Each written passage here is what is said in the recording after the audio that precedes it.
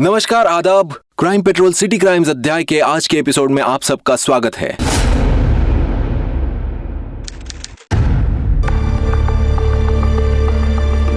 जल्दी जल्दी जल्दी जल्दी आ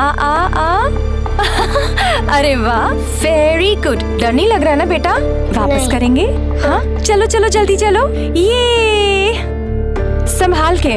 हाँ जल्दी आओ। आ जाओ। हाय भाभी।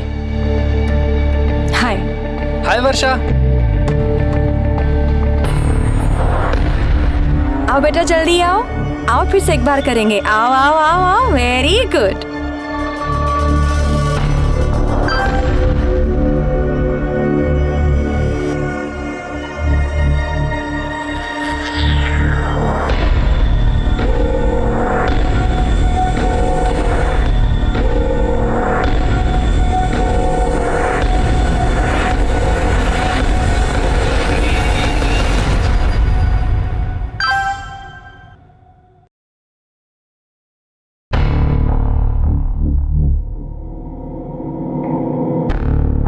अभी किसका मैसेज है? कुछ नहीं, जंक मेल है। इतनी गर्म चाय आई। अगर इतनी जल्दी थी तो फिर चाय की जगह शरबत दे देती मुझे। तो पढ़ना। ये लो जल्दी रखो और चलो जल्दी करो। हाँ हाँ हाँ, हाँ ओके।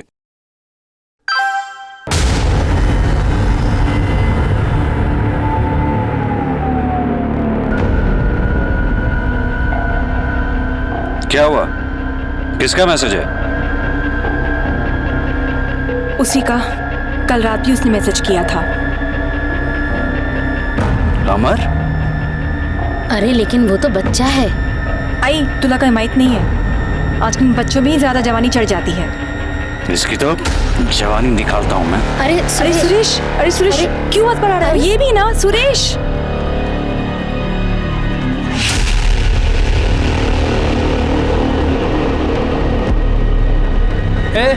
क्या बकवास है ये सब? हाँ क्या बकवास है? तेरी बीवी का फोटो है, इसमें चिल्लाने का क्या? तारीफ ही तो की है। यही सब सिखाते हैं तुमको कॉलेज में?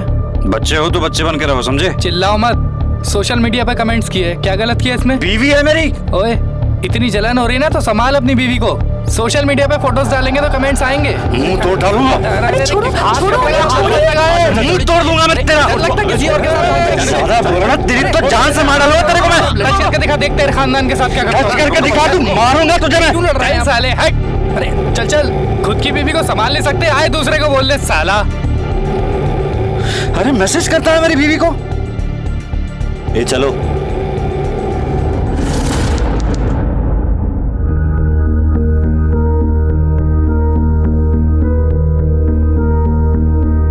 अरे बेटा, वर्षा को कहीं देखा? शायद वो गार्डन में खेल रही होगी। अच्छा वर्षा, वर्षा को ढूंढ रही हो? अरे लेकिन लता ताई तो उसे आज नीचे लेकर आई ही नहीं।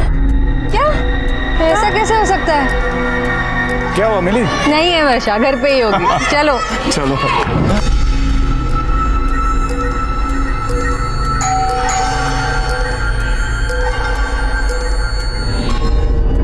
आई आई वर्षा, बेटा मम्मी आली आहे आणि तुझ्यासाठी सरप्राईज पण आहे। दरवाजा खोलो। वर्षा, आई कहाँ चली गई? मेरे पास चाबी है, ठीक है?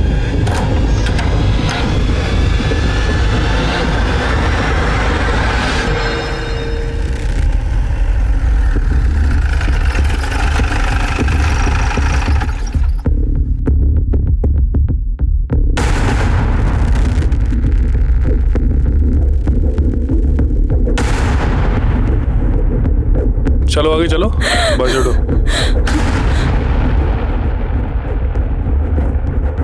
सर ये लता जी हैं, ये सुरेश रायकर हैं। लता जी सुरेश रायकर की सास और इनकी माँ है। ये नैना जी और ये 4 साल की वर्षा। बॉडी पर कोई भी चोट के निशान नहीं है। गला दबाकर इनको मारा गया है। कोई रीजन पता चला? हाँ सर, आइए मैं दिखाता हूँ। ये देखिए सर, आप दोनों 2 मिनट के लिए बाजू आना। ये देखो सर, पूरा कवर्ड बिखरा पड़ा है। और ये देखिए सर, चोर ये गहनों के बॉक्स ऐसे ही यहाँ खाली छोड़कर गहने लेकर भाग गए। मुझे लगता है कि इसके पीछे चोरी का ही मोटिव हो सकता है। कोई फोर्स एंट्री का निशान है?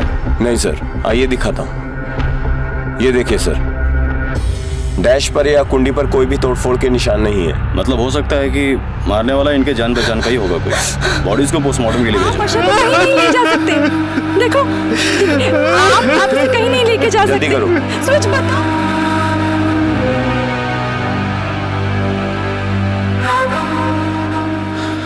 देखिए, मैं आप लोगों की हालत समझ सकता हूँ, लेकिन कुछ सवाल तो आपसे पूछने होंगे।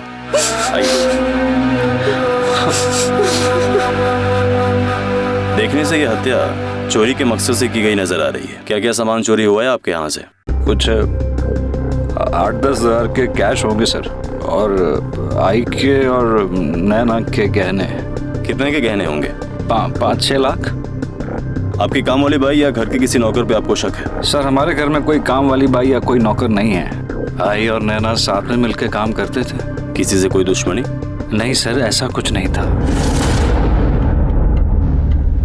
ऊपर चौथे महले पे खून हुआ और चोरी भी हुई है। किसी अनजान शख्स को यहाँ से आते जाते देखा? नहीं साहब, ऐसा तो कोई नहीं दिखा। सीसीटीवी लगा यहाँ पे? साहब, यहाँ का तो मेन गेट भी टूटा पड़ा है साहब। साहब, यहाँ पे तो कुछ भी हो जाए तो साहब हमारे जान के पीछे पड़ा रहता है। एक अकेला आदमी क्या क्या देखेगा साहब। पाटिल, जरा आसपास देखो, सीसीटीवी है क्या?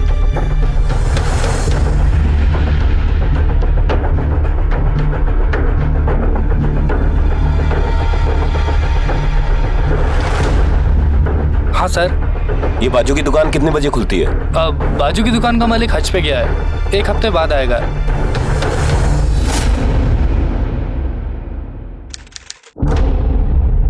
सर, लता जी और वर्षा की पोस्टमार्टम रिपोर्ट आ गई है और रिपोर्ट के मुताबिक दोनों को गला दबाकर ही मारा गया है। दोनों की मौत शाम को 4 से 5 बजे के बीच में हुई है। कोई सेक्सुअल असॉल्ट? नहीं सर, दोनों के साथ कोई सेक्सुअल असॉल्ट नहीं हुआ है। यानी ये दोनों खून लूटपाट के लिए किए गए, या तो फिर कोई पुरानी दुश्मनी निकाल के इसको लूटपाट की शक्ल दी है। सोसाइटी के सामने जिस दुकान में सीसीटीवी लगा था, उस दुकानदार से बात हुई? नहीं सर, उससे कोई बात नहीं हो पाई। पाटिल, काम करो, दोनों बॉडी सुरेश के परिवार को क्रियाक्रम के लिए सौंप दो और क्रिमेशन के बाद उनको पूछताछ के लिए पुलिस स्टेशन बुलाओ। Okay sir.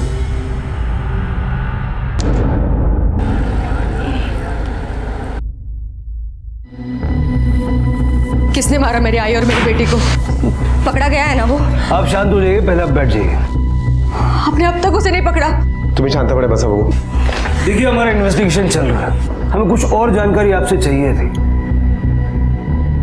क्या जानना चाहते हैं आप? हम दोनों अपनी अपनी ऑफिस चले गए थे और हमारे जाने के बाद कौन आया वो हम कैसे बता सकते हैं? ये जो लता जी है, ये आपकी माँ नहीं थी, इनकी माँ थी। जी। आप दोनों के साथ ही रहती थी? एक्चुअली नैना के बाबा एक्सपायर्ड होने के बाद आई को हमने हमारे साथ रख लिया था, क्योंकि उनकी देखभाल करने वाला कोई था नहीं। वो बिल्कुल मेरे आई की जैसी थी। वर्षा को बहुत प्यार करती थी वो। हो सकता है कि आपका किसी के साथ झगड़ा हुआ और उसी ने ये अमर ने ये सब कुछ किया होगा। ये अमर कौन है? एक बहुत ही घटिया लड़का है वो, हमारी सोसाइटी में रहता है। क्या बकवास है ये सब? हाँ, क्या बकवास है? तेरे बीवी का फोटो है, इसमें चिल्लाने का क्या? तारीफ ही तो किया है। यही सब सिखाता है तुमको कॉलेज में? बच्चे हो तो बच्चे बन कर रहो, समझे? इतनी जलन हो रही है ना तो संभाल अपनी बीवी को। तेरी तो जान से मार डालूंगा। टच करके दिखा, देखा खानदान के साथ क्या करता हूँ मैं। इस तरह के झगड़े के लिए वो आपकी माँ और आपकी बेटी की जान क्यों लेगा? सर, वो एकदम पागल लड़का है, वो अपनी गलती कभी भी नहीं मानता है। और उस दिन उसने मुझे मेरी पूरी फैमिली को मारने की धमकी दी थी। उस दिन शनिवार था, उस दिन शनिवार था ना? तो सर मैं अकाउंटेंट हूँ, मुझे सैटरडे को छुट्टी होती है, इसलिए आमतौर पे मैं घर पे ही होती हूँ। और माँ शनिवार को मंदिर जाती है और उसके बाद सहेलियों के साथ बाहर जाती है। लेकिन उस शनिवार को मुझे थोड़ा काम था, इसलिए मुझे ऑफिस जाना पड़ा। मैं घर पे नहीं थी, इसलिए आई को रुकना पड़ा वर्षा के साथ घर पे। मुझे लगता है कि अमर को ऐसा लगा होगा कि मैं और वर्षा घर पे हैं, शायद वो इसलिए मुझे और वर्षा को नुकसान पहुंचाने घर पे आया हूँ। सर, मैं कह रहा हूँ सर, मेरे को नैना भाभी अच्छी लगती थी और मैंने उनको 1-2 बार मैसेजेस भी किए थे। नैना भाभी अच्छी लगती है? क्यों, तेरी उम्र की लड़कियां तुझे भाव नहीं देती क्या? सर क्या सर, अभी मतलब मैं भी तो नॉर्मल हूँ ना। सर जहाँ से जो भाव मिलता है सर मैं ले लेता हूँ। वैसे भी ये सुरेश के साथ जब लफड़ा हुआ था सब, तभी मेरे आई बाबा ने मेरी बहुत बजाई थी सर। अब प्लीज़ आप दोनों इस बात पे शुरू मत हो जाना। सुरेश के खानदान को खुलेआम मारने की धमकी दी थी तूने? सर वो तो मैंने ऐसी हीरोगिरी में किया था सर, माँ कसम। वो सामने की बिल्डिंग के खिड़की पे सीमा खड़ी थी ना सर, इसलिए। सोसाइटी में जितनी भी औरतें हैं सबको लाइक करता है तू, हाँ? बच्ची हो, जवां हो, आंटी हो, बुढ़ी हो, सबको। सर अभी अच्छी लगती है तो अच्छी लगती है सर अभी, लेकिन सर आज से प्रॉमिस इन आंटियों के चक्कर में नहीं पड़ूंगा सर, पक्का। सुरेश से बहस होने के बाद तूने नैना को कांटेक्ट नहीं किया? सर नहीं सर, जरा भी नहीं। मतलब एक दो बार जब किया तब सुरेश इतना पागल होगा कि मेरे को काटने दौड़ा सर। मैंने नैना भाभी को कब से अनफ्रेंड कर दिया है, ताकि कोई तुझ पे शक न करे। सर अभी क्यों सर, खाली फोकर मेरे को इस केस में घसीट रहे हो सर। जिस दिन मर्डर हुआ उस दिन कहाँ था तू? सर दोस्त के घर पे, उसका बर्थडे पार्टी था। चाहिए तो चेक करो सर, अब दोपहर से रात तक वहीं था मैं। तेरे दोस्त का नाम पता सब लिखवा। चल चल चल चल चल। अमर से हमने पूछताछ की और उसके स्टेटमेंट की हम जांच कर रहे हैं। अमर के अलावा कोई और है जिस पे आपको शक हो? नहीं सर। घर के दरवाजे पर कोई फोर्स एंट्री के निशान नहीं मिले। इसका मतलब है कि आपकी आई उस खूनी को जानती थी, उसी ने ही उस खूनी को अंदर लिया था। कौन हो सकता है वो? उस वक्त आपके घर पर कौन आता जाता है? शिवम। शिवम हो सकता है, मुझे लगता है ये सब शिवम ने किया होगा। ये शिवम कौन? सर शिवम हमारी सोसाइटी में रहता है और वो आई और वर्षा के साथ बहुत अच्छी तरह से घुल मिल गया। नहीं नहीं, वो हमेशा मुझे अजीब ही लगता था सर।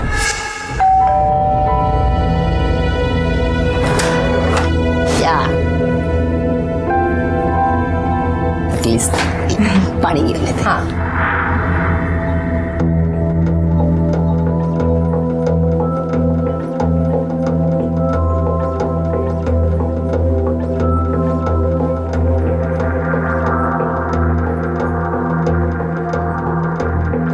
भाई ये कौन है? शिवम भैया। देखिए ना दीदी, वर्षा ने क्या कर दिया। मस्त लग रहा है ना? अच्छा है, मैं चलता हूँ। बाय दीदी, बाय भैया। बाय वर्षा, मैं कल फिर आऊंगा। ओके?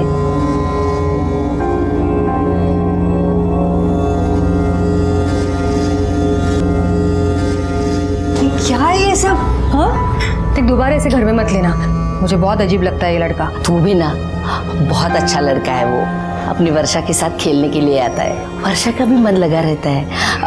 और हाँ, वो दोनों मेरे सामने ही खेलते हैं। तू टेंशन मत ले, मैं चाय लेके आती हूँ, बैठ। तो आपको लगता है कि शिवम ने ही ये सब किया है? पता नहीं सर, अब वो एक ही इंसान ऐसा था जो हमेशा हमारे घर पे पड़ा रहता था। ये क्या बोले जा रही हो तुम नैना? शिवम क्यों मारेगा वर्षा और आई को? वो तो वर्षा को कितना प्यार करता था। मेरी कुछ समझ में नहीं आ रहा है सुरेश, क्या बोलूं? बताओ मुझे, ये सब कोई क्यों करेगा? क्यों मारेगा वर्षा को और मेरे आई को?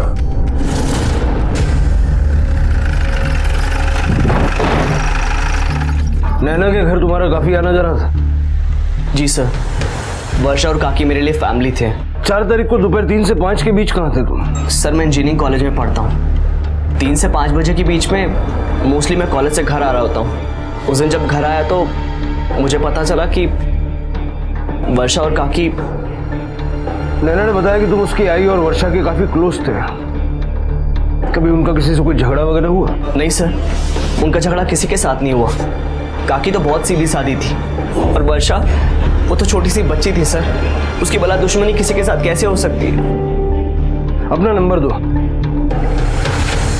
जरा इस अमर और शिवम के बारे में अच्छे से पता करो। आजकल के लड़के जेब में पैसे नहीं होते लेकिन शौक 5 स्टार के होते। पता करो मर्डर के वक्त इन दोनों की लोकेशन क्या थी। Okay sir.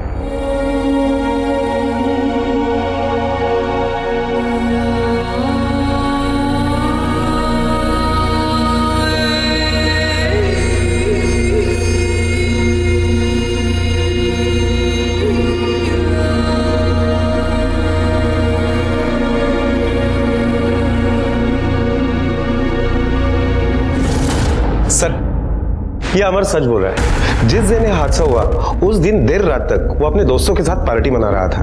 पार्टी में और भी कई सारे लोग थे। मैंने उनसे भी इस बात की पुष्टि की है कि अमर वहीं पर था।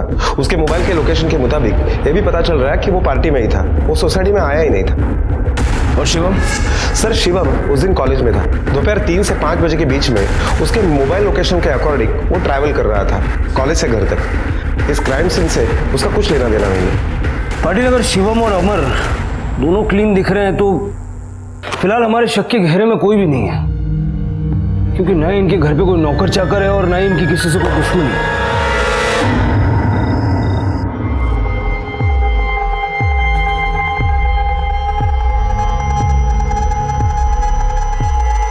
नैना,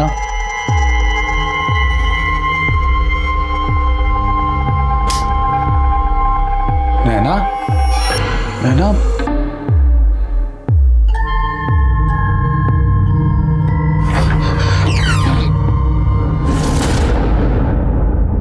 नैना,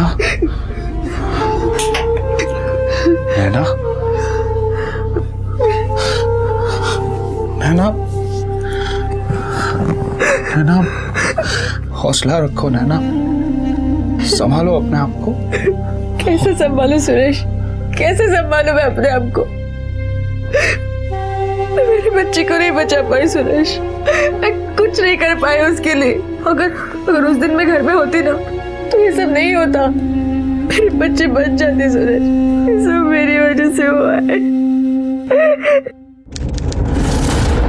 सर ये देखिए, सोसाइटी के सामने वाली दुकान की सीसीटीवी फुटेज आ गई है। सर ज्यादा लोग अंदर बाहर नहीं गए, लेकिन ये औरत ही सबसे ज्यादा सस्पिशियस लग रही है। पाटिल, ये लेफ्ट वाले रोड का सीसीटीवी कैमरा भी जरा चेक करो। हो सकता है मैं ये पता चले कि औरत किस तरफ गई। हो सकता है उसकी शक्ल ठीक से हमें देखने मिले। और एक काम करो, सुरेश और नैना को भी बुलाओ।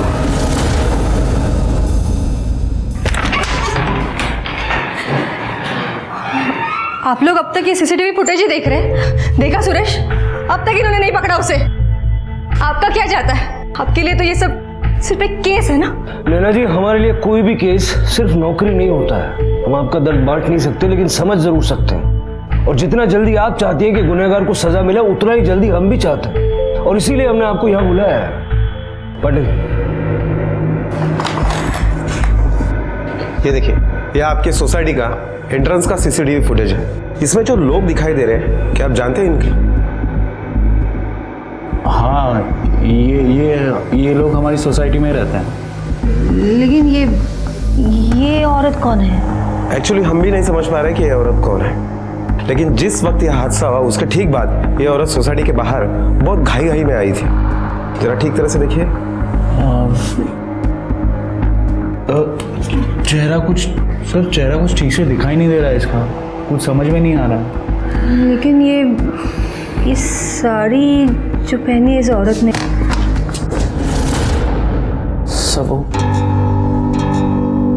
सर शायद मैं जानता हूँ खून किसने किया होगा। किसने? सर आपने मुझसे पूछा था ना कि काकी का झगड़ा किसी के साथ हुआ था नहीं हुआ था। मुझे याद आ रहा, सीधा आपके पास आ गया, महेश काका के साथ। महेश काका? ये महेश काका कौन है? महेश काका हमारी सोसाइटी में रहते हैं सर, काफी बड़े हैं वो। सर मुझे लगता है उन्होंने खून किया है। लेकिन तुम्हें क्यों ऐसा लगता है? मतलब उनका आई के साथ क्या कोई झगड़ा हुआ था? हुआ था।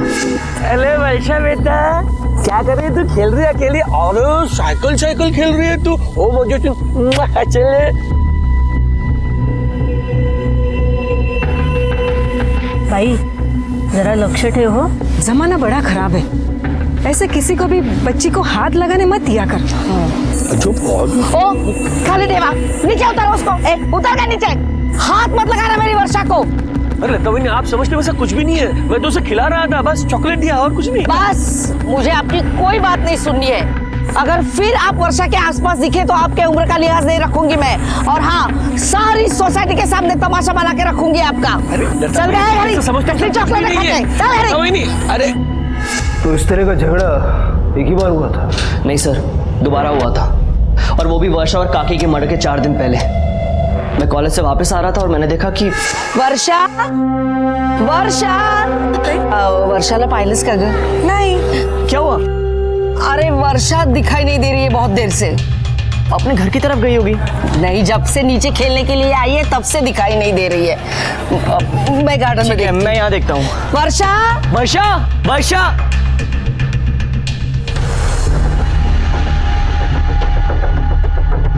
वर्षा, वर्षा। काकी, हाँ जल्दी आइए। खैर, वो देखिए, वर्षा सुरभि अंकल के साथ है।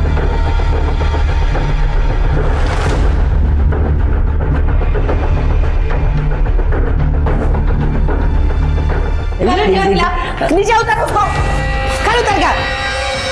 सांगुड़िया था, यहाँ पूरे वर्षाला हाथ लावायचा नहीं। हाँ, अरे मैं तो सिर्फ उसके साथ खेल रहा था, बाकी कुछ भी नहीं। मुझे कुछ नहीं सुनना है। एक बात याद रखना, अगर वर्षा को हाथ लगाया ना तो देख लेना, पुलिस बुलाऊंगी मैं। हाँ, चल गए घरी। मेरी बात सुनो लता घरी नहीं। आपको आपकी आई ने इस बारे में बताया था? हाँ सर, एक बार आई ने मुझे बताया तो था कि उसका सुरवे काका के साथ झगड़ा हुआ था, लेकिन उसने ये भी कहा था कि उसने समझा दिया है सुरवे काका का और वो दोबारा ऐसा नहीं करेंगे। उसके बाद मैं भूल गई थी। अब शिवम ने कहा तो मुझे याद आया इस बारे में। सुरवे, शर्म नहीं आती आपको ऐसी हरकत करते हुए? क्या बोलते हैं साहब? आपको लगता है वो खून मैंने की है? जो आदमी एक छोटी बच्ची के साथ घटिया हरकत कर सकता है वो कुछ भी कर सकता है। सब आई शपथ संग तो मैंने सब कुछ भी नहीं किया था साहब। लता वही गलत समझ रही थी, उसका भी कोई दोष नहीं है साहब। आजकल का समय सब गलत है। आपको पूरी सोसाइटी में वर्षा ही मिली थी लाड़ प्यार करने के लिए, कोई और बच्चे नहीं थे? सब वर्षा मुझे मेरी शिवानी की याद दिलाती है, मेरी नाती शिवानी। पिछले साल मेरा बेटा अपने परिवार के साथ हमेशा के लिए यहाँ से चला गया। अब यहाँ मैं और मेरी बीबी रहते हैं। सर, मुझे मेरी नाती की बहुत याद आती है साहब। शिवानी बिल्कुल वर्षा जैसी दिखती है। हाँ साहब, सच कह रहा हूँ। ये देखिए साहब। तो ये बात आपने लता जी को क्यों नहीं बताई? साहब, मैंने बहुत कोशिश की थी, लेकिन उन्होंने मेरी बात कभी सुनी नहीं। लता जी ने आपको वर्षा से दूर रहने की हिदायत दी थी ना? फिर आप उसे सीढ़ियों के पास क्यों लेके गए थे? साहब, मैं उसे कहीं नहीं लेके गया था, मैं तो सीधे से नीचे की तरफ उतर रहा था। अरे वर्षा बेटा, एकटीच खेळतेस तू बाहुलीशी? इथे कोणाकडे आली वर्षा? इथे काय करते सो? चल घरी, चल घरी। अरे लता वहिनी, मैं कुछ नहीं कर रहा था, सिर्फ उसके साथ खेल रहा था। चल घरी। अरे तुला किती वेळ? अरे वो बिल्कुल मेरी नाती जैसी है लता वहिनी। साहब, इसके बाद मैंने सोच लिया कि अभी कभी भी वर्षा के पास नहीं जाऊंगा। अच्छा नहीं लगता ना साहब, कोई ऐसे बोले तो। बस इतना ही हुआ था? जी साहब। क्यों? लता जी ने आपको सबके सामने डांटा, काफी लोग जमा हो गए, सबके सामने उसने आपको बेइज्जत किया, ये कौन बताएगा? नहीं साहब, ऐसा कुछ भी नहीं हुआ था, और लोग ज्यादा नहीं थे, एक हाथ दो थे। और साहब, लता ने सिर्फ मेरे पास गुस्से से देखा और वो वर्षा को लेकर चली गई। इसके अलावा तो कुछ भी नहीं हुआ था साहब। हाँ साहब। जिस दिन कत्ल हुआ है उस दिन आप कहाँ थे? मैं बैंक में गया था साहब, फिर एक दो काम निपटा के मैं मेरे दोस्त के यहाँ चला गया और वहाँ से करीब 9 बजे मैं घर वापस लौट आया। घर आने के बाद मुझे लता और वर्षा के बारे में पता चला। कौन से बैंक गए थे? KPS cooperative bank. सर, मैं वही काम करता था। अब रिटायरमेंट के बाद साल में एक बार वहाँ जाना पड़ता है, मैं जिंदा हुए दिखाने के लिए। जिस दोस्त के घर आप गए थे उसका नाम क्या? मिलिंद नागरकर। मिलिंद नागरकर का एड्रेस लिखवा दीजिए और आप जा सकते हैं। जी साहब।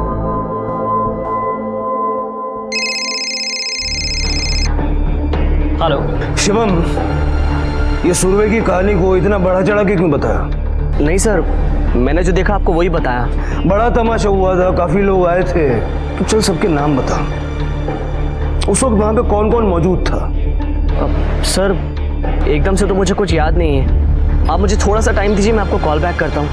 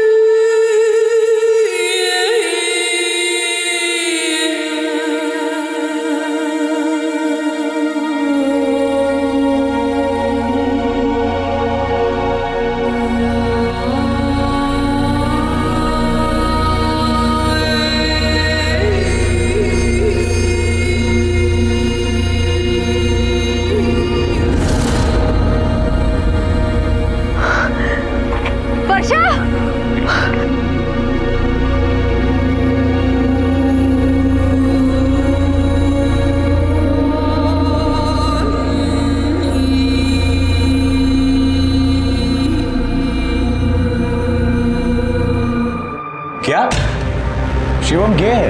हाँ, मैंने अपनी आंखों से देखा है। शिवम वहाँ उस लड़के के साथ। सुरेश, हमें पुलिस को बता देना चाहिए। कम ऑन नैना, अगर शिवम गे है तो उसकी पर्सनल लाइफ है, उसमें पुलिस को बताने की क्या जरूरत है? सुरेश, तुम समझने की कोशिश करो। मुझे शिवम कभी पसंद नहीं आया। वो कुछ अजीब सा ही है। मुझे शक होता है। देखो, तुम मेरी बात सुनो, मुझे उस पर शक है। हम पुलिस को बता देते हैं, उन्हें उनकी छानबीन कर लेते तो फिर मुझे भी तसल्ली मिल जाएगी। बस करो नैना, आई गई है, वर्षा गई है, उसका मतलब ये नहीं है कि तुम हर बात पे ऐसे रिएक्ट करोगे। अरे शिवम तो खुद अपनी मदद करने आया था। तुम प्लीज पुलिस को अपना काम करने दो, प्लीज अपने आप को संभालो, प्लीज। सर, ये सोसाइटी के लेफ्ट वाले रोड पर जो एटीएम है वहां की सीसीटीवी फुटेज है। इसमें भी वही औरत है जो सोसाइटी से बाहर आई थी और इसने यहां से ऑटो पकड़ा। पता लगा इस ऑटो ड्राइवर का?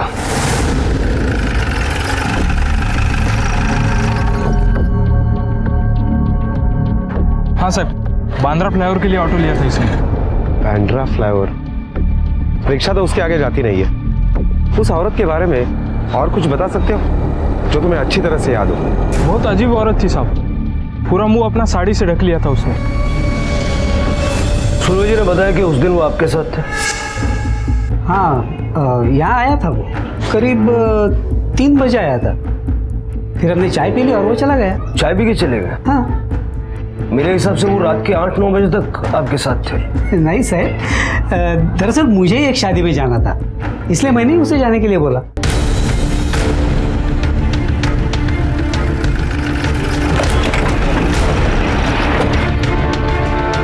रिका में वो यहाँ तक रिक्शा से आई होगी और रिक्शा यहीं तक आती है। यहाँ से आगे जाने के लिए टैक्सी करनी पड़ती है। हाँ, टैक्सी वाले से पूछते हैं।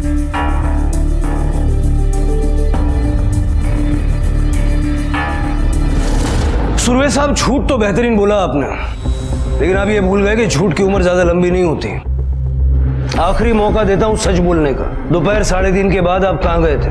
लता जी से बदला लेने? अरे नहीं सर, कोई बात ही नहीं हुई तो बदला किस चीज का लूंगा मैं? फिर गए कहाँ थे? उस सर मैं लाने के लिए गया था।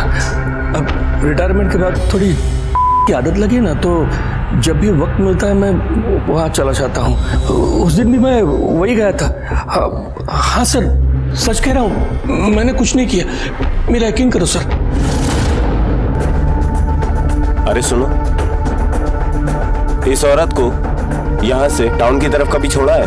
हाँ साहब, सीएसटी के लिए टैक्सी ली थी।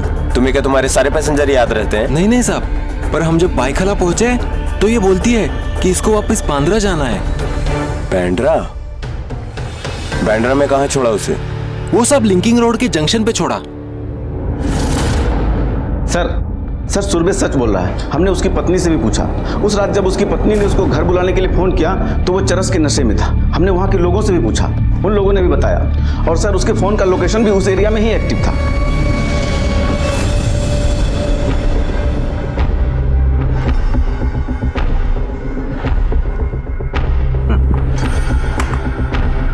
पाटिल, इस फुटेज में साफ नजर आ रहा है कि ये कोई औरत नहीं बल्कि आदमी है। इस रिक्शा के नंबर से जरा इस रिक्शा वाले का पता लगाओ। Okay sir. पुलिस लता और वर्षा के कातिल तक पहुंचने की पूरी कोशिश कर रही थी।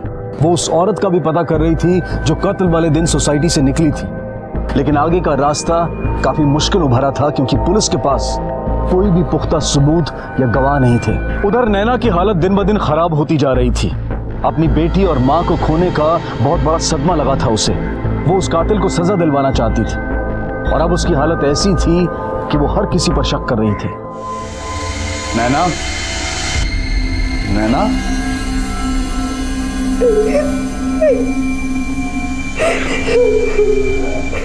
नैना,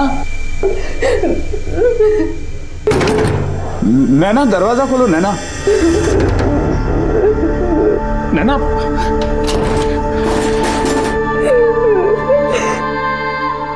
नैना, प्लीज, क्या कहते हो तुम? क्यों अपने आप को सजा दे रही हो नैना? क्यों? मेरे यार बच्चे दोनों चले गए। मैं क्या करूंगी? मैं कैसे जीऊंगी? सुरेश, तुम उस दिन बैंक गए थे ना, लॉकर में गहने रखने के लिए, पूछताछ करने के लिए। तो सुरेश, वो उन बैंक वालों ने तो ये लूटपाट नहीं की होगी। उनको तो पता था ना घर में गहने और ये सब। हमें पुलिस को बताना होगा। मैं जा रही हूँ पुलिस को बताने। प्लीज नैना, प्लीज तुम पुलिस को कुछ नहीं बताओगी। पागल समझेंगे वो लोग तुम्हें। प्लीज नैना, संभालो अपने आप को नैना, प्लीज। नहीं लेकिन मेरी बात सुनो। देखो सुरेश, कुछ भी हो सकता है, कोई भी मार सकता है मेरी आई को। हमें बताना होगा पुलिस को। संभालो अपने आप को नैना, संभालो प्लीज। ठीक तरह से देखकर बता, पहचानता है इसे? साहब ये बैंड्रा में बैठी थी साहब, और मैंने इसको MG रोड गोरेगांव में छोड़ा था। कुछ याद है इसके बारे में? आप ही साहब याद क्या करने का साहब, वो किन्नर जैसी थी साहब, खत खाती भी लड़की जैसी नहीं थी, और साहब मुंह पूरा ढका हुआ था उसका। कोई खास चीज याद है? हाँ साहब, उसके हाथ में एक थैली थी। ठीक है, अगर जरूरत पड़ी तो फिर से बुलाएंगे। अभी जाओ। ठीक है सर। सर इसका मतलब है वो घूम फिर कर फिर उसी जगह पर आ गया, और उसके हाथ में वो थैली भी थी। सर उस थैली में जरूर ज्वेलरी होगी। उसने सोचा होगा कि वो CST जाकर उस ज्वेलरी को बेच सकता है, लेकिन फिर शायद उसने अपना मन बदल लिया और वो वापस आ गया और फिर यहीं के आसपास के किसी ज्वेलरी शॉप में उस ज्वेलरी को बेचने की कोशिश की। पाटिल, ये भी हो सकता है कि खून करके वो भागा, लेकिन बाद में उसे लगा कि अगर वो भाग जाएगा तो पुलिस सबसे ज्यादा उस पर शक करेगी, और इसीलिए वो वापस आ गया। ऐसा करो, उस एरिया के और आसपास के सारे ज्वेलरी शॉप में पता करो, हो सकता है हमें कोई लीड मिल जाए। Okay sir. सर नैना रायकर आई है। भेजो। आ जाइए। सर मुझे आपको एक बात बतानी थी। उस दिन CCTV फुटेज में उस औरत ने जो साड़ी पहनी थी वो मेरी आई की है सर। मुझे उसी दिन शक हुआ था, लेकिन कुछ याद नहीं आ रहा था। फिर मैंने चेक किया तो पता चला कि मेरे आई की वो साड़ी गायब है। खून करने के बाद किसी ने पहचान छुपाने के लिए वो साड़ी पहनी। किसी और ने नहीं सर, शिवम ने। शिवम गे है सर।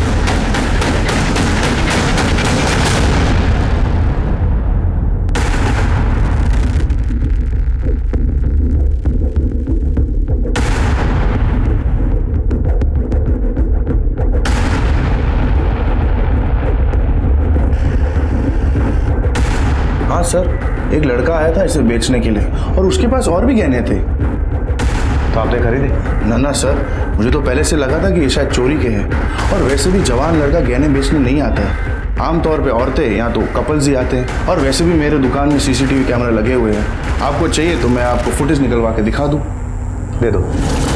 सर, किलर ने जिस ज्वेलरी शॉप में ज्वेलरी बेचने की कोशिश की, वहां के CCTV फुटेज आ गए। चलो। सर आई एम श्योर कि ये शिवम ही होगा। सर ये शिवम नहीं, कोई और ही है। पाटिल, हो सकता है कि ये लड़का शिवम, अमर या सुरवे में से किसी के साथ मिला हुआ हो। इसे पहचानते हो?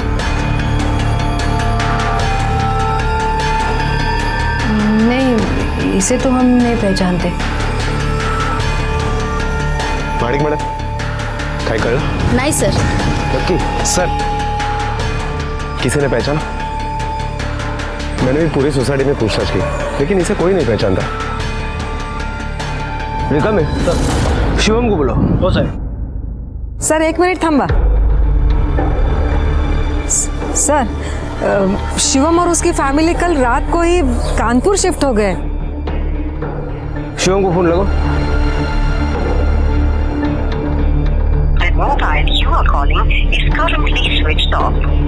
सर उसका फोन तो स्विच ऑफ आ रहा है। किसी के पास दूसरा नंबर है शिवम का? नहीं, शिवम का नंबर तो नहीं है, लेकिन उसके फादर का नंबर है मेरे पास।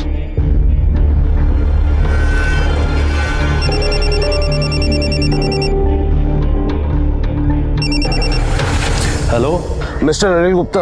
हाँ जी बोल रहा हूँ, कहिए। शिवम आपका बेटा है? जी हाँ, शिवम हमारा बेटा है। कहिए, बात क्या है? कुछ खास नहीं, वो वर्षा के केस में जरा उससे बात करनी थी। उसको फोन लगा रहा था, नंबर लग नहीं रहा। कोई बात नहीं सर, मैं अभी उससे बात कराता हूँ, वो यहीं पे है। शिवम बेटे, आपका फोन बचा है। हेलो शिवम, कहाँ हो? फोन लगा रहे, लग नहीं रहा तुम्हारा। सर एक्चुअली मैं कानपुर में ही हूँ, कल ही शिफ्ट हुआ। बाबा रिटायर हो चुके हैं तो हम लोग कानपुर में आ गए। वैसे मेरे पास यहाँ का लोकल नंबर भी है, आप वो ले लीजिए। दो। मैं आपके इस नंबर पे मैसेज कर देता हूँ। ठीक है। वैसे सर कातिल का कुछ पता चला? पकड़ा जाएगा, भाग कर जाएगा कहाँ तक। नंबर याद से भेज देना। जी सर, बिल्कुल।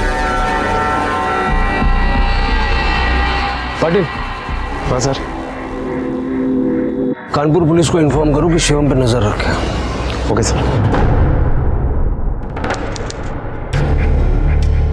सर, वो ज्वेलरी शॉप के सीसीटीवी फुटेज में जो लड़का दिखाई दे रहा है उसके बारे में कुछ भी पता नहीं चल रहा है। ना तो वो सोसाइटी में रहता है और ना ही वो शिवम या अमर के कॉलेज से।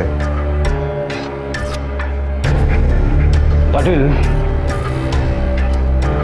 उसकी फोटो सारे अखबारों में छपा था। Okay sir.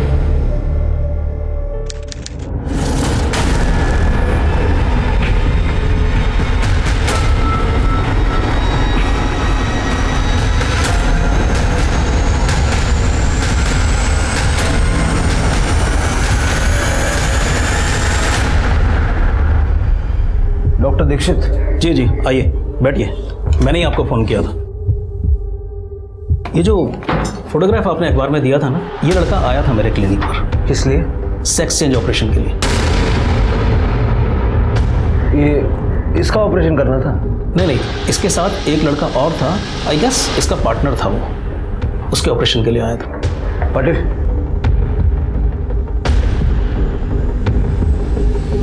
ये लड़का था?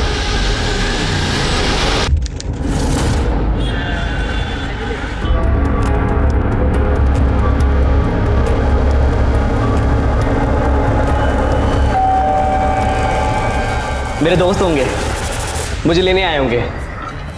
लेने ही आए हैं तुझे, लेकिन सर इसने किया क्या है? अपने बेटे से पूछिए कैसे नाम रोशन किया है आपका। चल सर। लेकिन सर मेरी बात।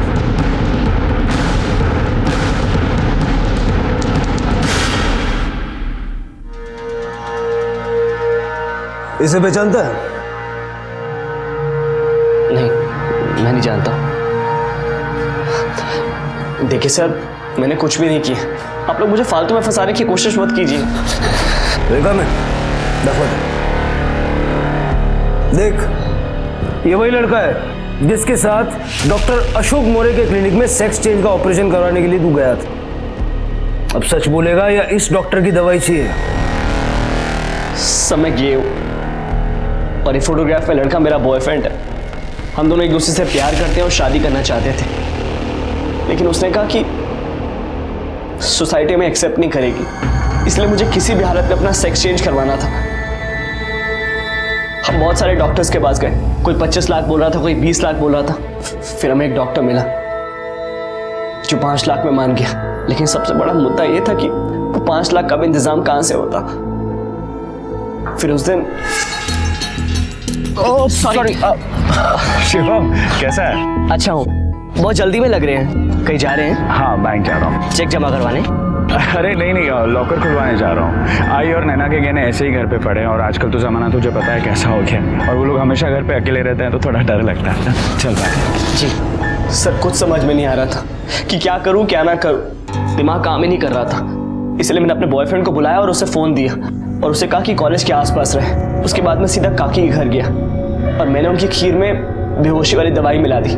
मुझे लगा कि काकी और वर्षा बेहोश हो जाएंगे और मैं चुपके से गहने और पैसे निकाल के चला जाऊंगा। आई, ये देखिए, मैं आपके लिए खीर लेके आया हूँ और वर्षा के लिए भी। कहाँ है वर्षा? अरे अरे, कितना अच्छा बच्चा है तू। पर आज तो मैं खीर खा नहीं सकती, मेरा उपवास है, और वर्षा तो खीर को छूती तक नहीं, तो लेके जा। ठीक है। सब मुझे किसी भी हालत में ऑपरेशन करवाना था, वरना मेरा बॉयफ्रेंड मुझे छोड़ देता, और अगर आई पैसे और गहने लॉकर में रखती थी तो मैं उन्हें कभी नहीं निकाल पाता। इसलिए मुझे किसी भी हालत में आई को बेहोश करना ही था।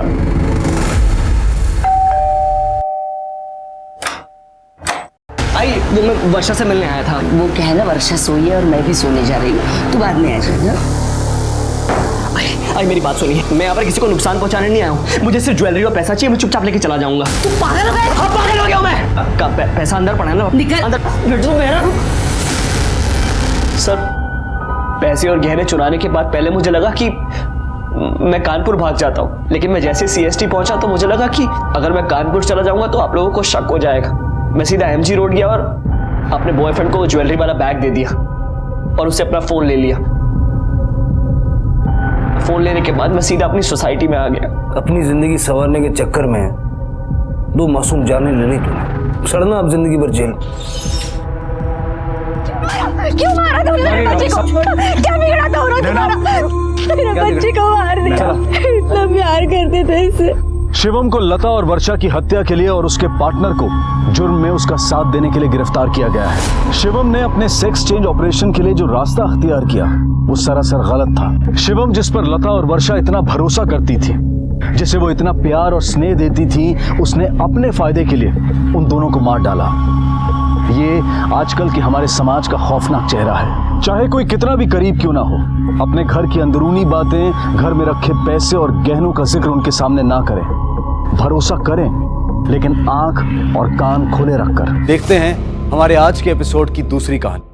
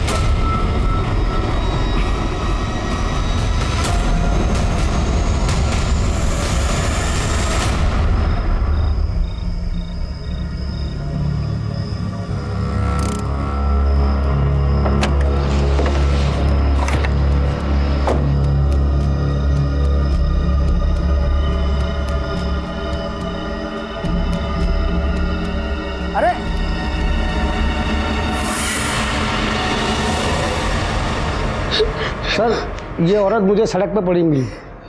मेरी गाड़ी के आगे आके बेहोश हो गई। मैंने इसकी हालत देखी तो मैं सीधा इसे यहाँ ले आया।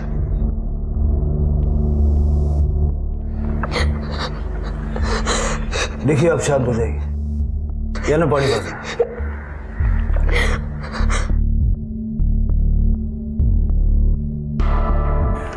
अब बताइए क्या हुआ था? सर, दो आदमियों ने मेरे साथ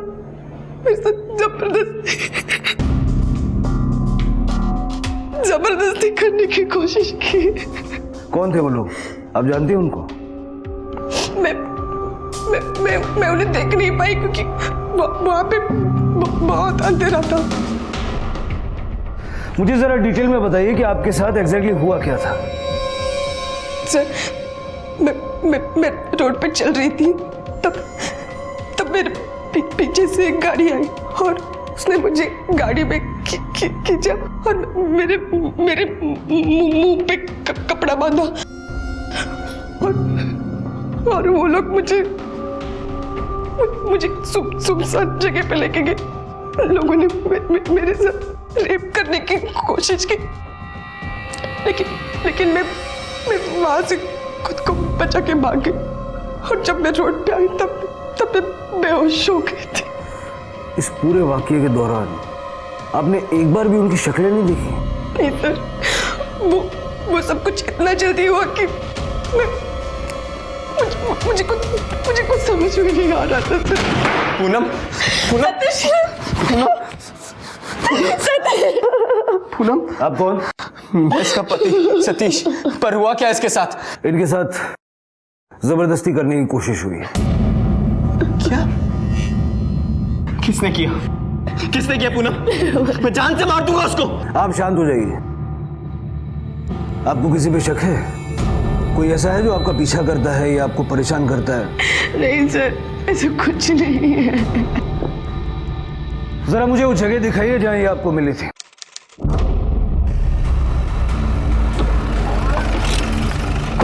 सर ये मुझे यहाँ मिली थी। यहाँ पर? आप हमें वो एग्जैक्ट स्पॉट बता सकती हैं जहां आपके साथ जबरदस्ती करने की कोशिश हुई? एग्जैक्टली तो नहीं पता, पर मैं वो उस तरफ से रोड की तरफ भागी थी।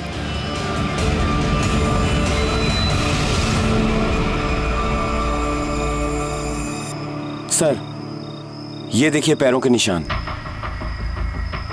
लगता है इनके साथ यहीं पर जबरदस्ती की गई है। सर ये पर्स। ये तो मेरा पर्स है। जरा आसपास देखो, कुछ मिलता है क्या? सर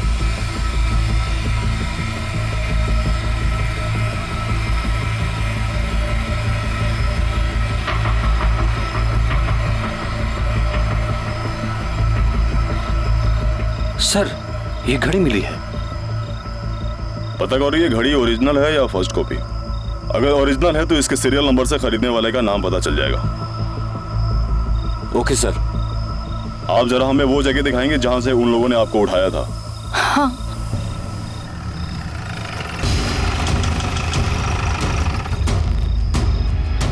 सर वो यहीं से उठाया था। गाड़ी किस तरफ से आई थी? सर वो पीछे से।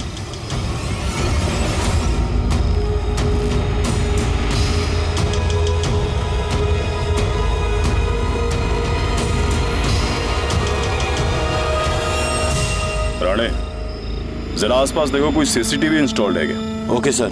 चला।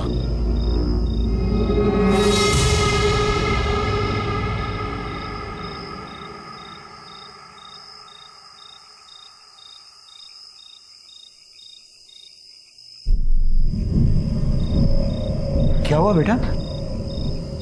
सब खैरियत? जी अंकल, सब ठीक है। क्या हुआ भाभी? सब ठीक है ना? और ये आपकी आंखें इतनी सूजी क्यों है? आप रोए हो?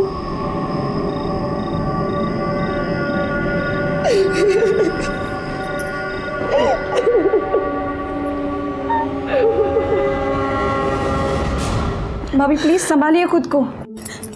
भाईजान, भाभी का ख्याल रखना और कभी भी किसी भी चीज की जरूरत हो तो जरूर बताना। शुक्रिया भाभी। पूनम बेटा, खुद को कभी अकेला मत समझना। कुछ लोग हैं जिन्होंने औरत को खिलौना समझ लिया है, उन्हें तुम्हें जवाब देना है। हम हमेशा तुम्हारे साथ हैं। Thank you so much uncle. हम जानते हैं कि आप हमारे साथ हैं और हमेशा रहेंगे। सबीना, तुम लोग आराम करो, हम चलते हैं। जी।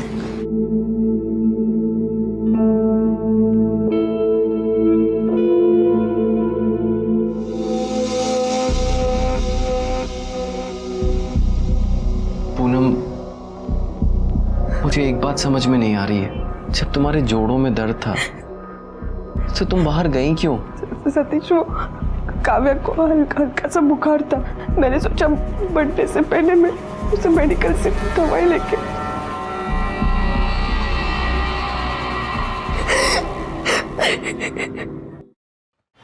सर, पूनम को जिस जगह गाड़ी में खींचा गया था वहां पर कोई सीसीटीवी कैमरा नहीं है। हाँ, लेकिन मेन रोड पे सीसीटीवी कैमरा है।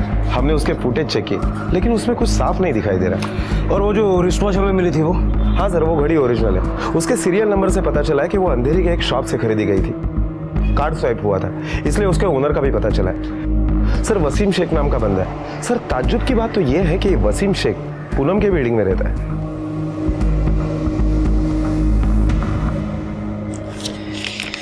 ये लीजिए आपका रेंट। इस बार तो ठीक है, पर अगले महीने से मकान का पूरा किराया मैं चेक में ही लूंगा। चेक में ही तो दे रहा हूं मैं। अरे भाई, कहाँ दे रहे हो आप चेक में? मकान का पूरा भाड़ा 22,000 रुपए है। मुझे 12,000 का चेक देते हो और आपकी बीवी 10,000 का कैश देती है। मैं मानता हूँ कि उसने मुझे पहले ही बोला था कि वो पूरा भाड़ा चेक में नहीं दे सकती। 12,000 चेक से देंगी और 10,000 कैश में। पर इसके बाद ये नहीं चलेगा भाई। मुझे किसी ये ब्लैक मनी के झंझट में नहीं फंसना।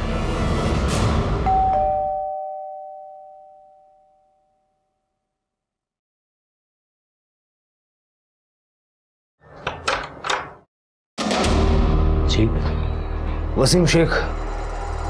जी मेरा बेटा है, बताइए। जी मैं ही हूँ, बोलिए। ये घड़ी आपकी है ना? जी मेरी है, लेकिन ये तो 2 महीने पहले खो गई थी। आपको कहाँ से मिली? वही जहाँ आपसे खो गई थी। ये घड़ी हमें उस जगह से मिली जहाँ कल पूनम के साथ हादसा हुआ था।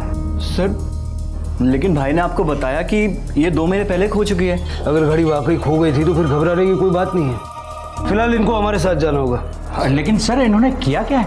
Rape attempt. क्या? आपकी बिल्डिंग में रहने वाली पूनम के साथ जबरदस्ती करने की कोशिश की है इन्होंने। ऐसा नहीं हो सकता सर, पूनम के साथ हम सब लोगों के अच्छे ताल्लुकात हैं। क्या उसने ऐसी कोई शिकायत की आपसे? आपको कुछ गलतफहमी हो रही है। देखिए फिलहाल इनको हमारे साथ जाना होगा, चलिए। अब्बू देखिए, अब्बू सर, अरे ऐसे कैसे ले जा सकते हैं आप लोग?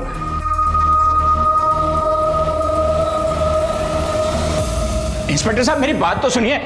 देखिए इन लोगों ने कुछ नहीं किया है। मेरे बच्चों पे झूठा इल्जाम लगाया जा रहा है। मैं आ रहा हूँ बेटा, बिल्कुल घबराओ मत। कुछ नहीं किया अब्बू। हाँ मैं जानता हूँ बेटा। क्या हुआ रफीक चाचा, क्यों इन्हें लेके जा रहे पुलिस?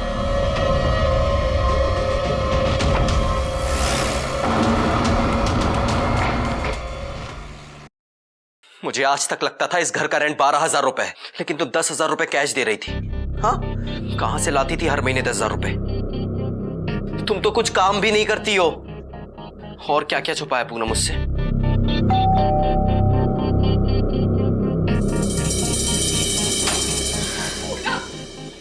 भाभी क्या हो गया? आप क्यों रो रहे हो? घर पे पुलिस आई थी और आसिफ और वसीम के उठा के लेके गई। पर क्यों? क्योंकि पुलिस को ऐसा शक है कि कल रात पूनम के साथ जबरदस्ती करने की कोशिश उन दोनों ने की थी। क्या? पूनम मुझे जानना है कि सच क्या है। पूनम मैं सच जाने बिना नहीं मानूंगा। पूनम बोलो, क्या छुपा रही तुम मुझसे? पूनम प्लीज बोलो, मैं पूछ रहा हूं तुमसे कुछ।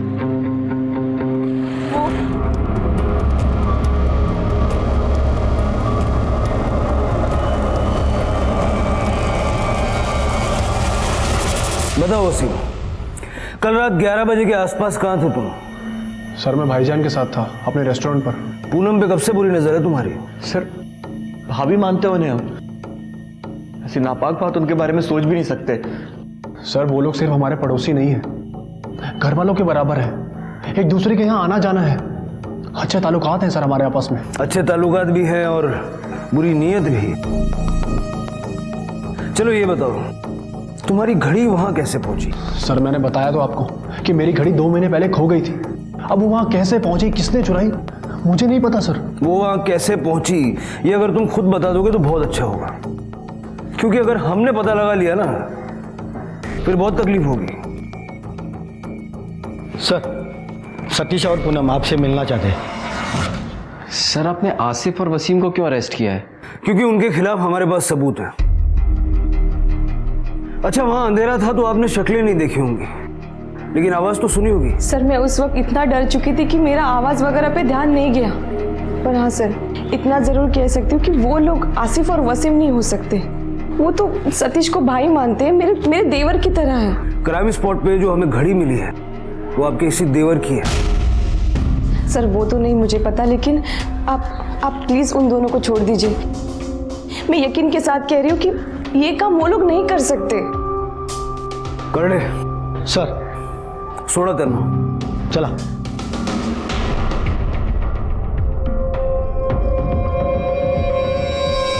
बेटा बहुत बहुत शुक्रिया, तुमने आसिफ और वसीम को इस झूठे और वाहियात इल्जाम से बचा लिया। नहीं चाचा जी, इसमें शुक्रिया वाली कौन सी बात है। मुझे अच्छे से पता है कि आसिफ और वसीम भाई ऐसा कुछ कर ही नहीं सकते। थैंक यू भाभी। थैंक यू भाभी। चलते हैं बेटा।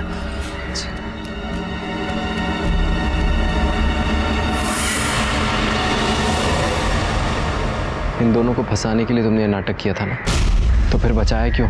इन दोनों की हालत देख के मुझे उन पे दया आई थी। अगर मैं इन दोनों को नहीं छुड़ाती तो इनकी जिंदगी बर्बाद हो जाती। और वैसे भी मेरा मकसद इन्हें सजा दिलाना नहीं है,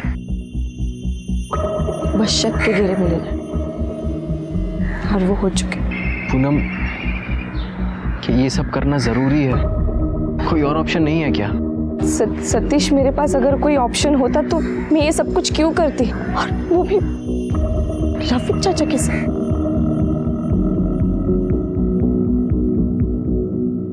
सर कहीं ऐसा तो नहीं कि पूनम के ऊपर किसी ने दबाव डाला और इसीलिए पूनम ने केस वापस ले लिया? या तो फिर इन दोनों ने पूनम के सामने अपनी इमेज इतनी साफ रखी है ताकि अगर ये फंस भी जाए तो इनके ऊपर कोई शक ना कर पाए। आई नो राणे, लेकिन अब विक्टिम खुद उनकी पैरवी कर रही है, तो हम क्या कर सकते हैं?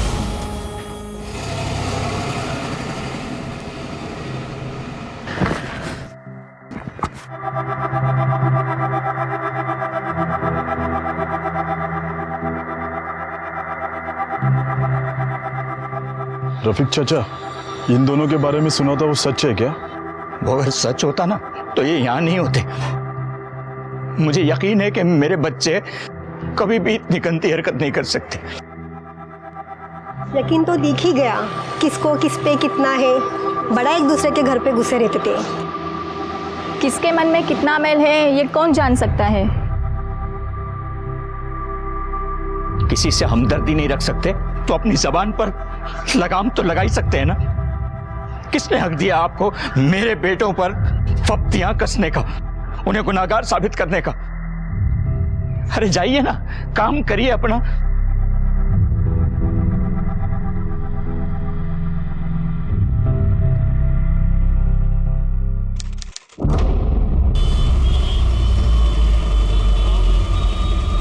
पूनम, ये जगह ठीक है? हाँ, अभी तुम मारना पीछे, यहाँ सर पे, और थोड़ा जोर से मारना, सर पे लगना चाहिए। हाँ चलो जल्दी पूनम, जल्दी मारो पूनम। नहीं सती, मुझसे नहीं होगा। नहीं पूनम, पूनम पूनम पूनम, हमें करना पड़ेगा ये। हाँ, हमारे पास इसके अलावा और कोई रास्ता नहीं है, हमें आगे की प्लानिंग करनी है। चलो डरो मत, मारो पूनम, जल्दी मारो, कोई आ जाएगा। पूनम मारो, पूनम पूनम। बाकी तो मैं समझता हूँ। लीजिए चाय लीजिए। इतना आगे आने के बाद पीछे हटने का क्या मतलब है? सब्र रखिए, अल्लाह सब अच्छा करेगा। रफीक भाई, आपके इतना हिम्मतदार मैं नहीं हूँ। मुझे मेरे घर परिवार की चिंता है, मुझे माफ करना। अब हम आपका साथ नहीं दे पाएंगे। पापा पापा, आपको चोट कैसे लगी? बेटा आप यहाँ पे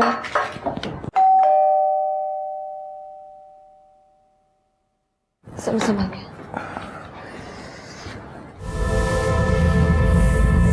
आपको ये चोट कैसे लगी? सर, सुबह जब मैं घर वापस आ रहा था तब किसी ने पीछे से मारा। कौन था, क्यों मारा, पता नहीं।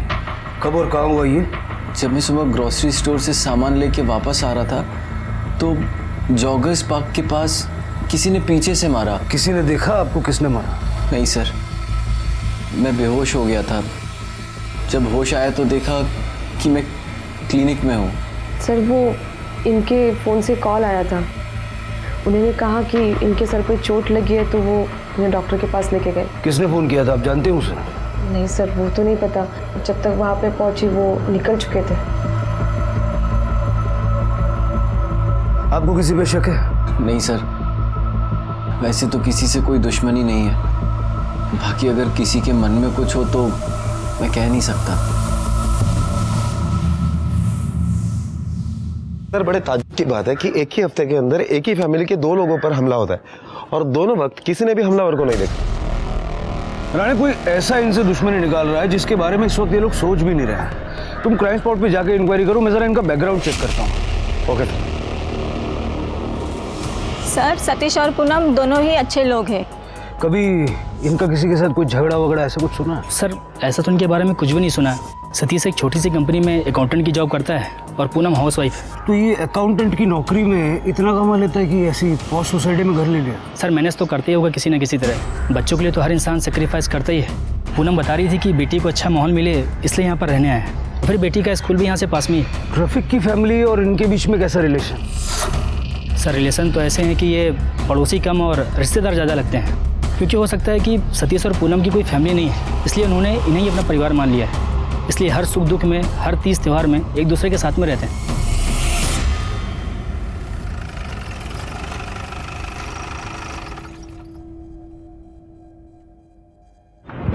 जगह तो यही बताई थी उसने।